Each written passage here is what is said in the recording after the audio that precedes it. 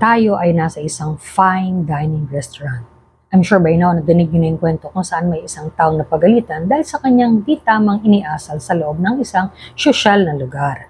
Kumpara natin yung kwento na yan dun sa isang napabalita sa England kung saan may isang karaniwang tao na biglang napaharap sa Queen nung tinanong siya ng media. Paano mo nalaman kung paano kakikilos sa harapan ng Queen?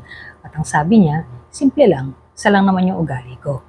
At siya ang kahirapan kapag namimili tayo ng pinakikihirapan. Ang ugali kasi, hindi yan parang damit na may pambahay, may pang-isputing. Dala-dala mo yan, kahit saan ka man pumunta.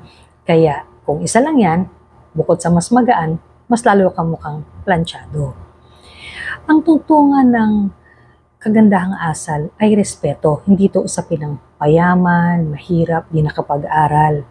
At yung respeto, mahalaga yan dahil tayo ay nabubuhay sa isang lugar ng sama-sama. So, importante yung respeto sa spaces, sa oras, sa panahon ng mga tao, at sa sitwasyon at damdamin din nila. Ikaw ba yung tipong nambabatok ng mga taong di makalaban sa'yo? Ikaw ba yung nakikinig ng napakalakas sa loob ng isang coffee shop kahit may mga ibang nagbabasa doon sa paligid mo? Ikaw ba yung tipong nagbabalat ka ng itlog at nilalaglag mo lang sa sahig sa isang public space?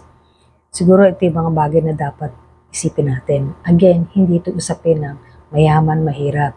Ito ay usapin ng respeto para sa ganon, maging maayos ang ating pamumuhay at pakikitungo sa isa't isa. At siguro, yan ang pwede nating sabihin totoong pagpapakatotoo.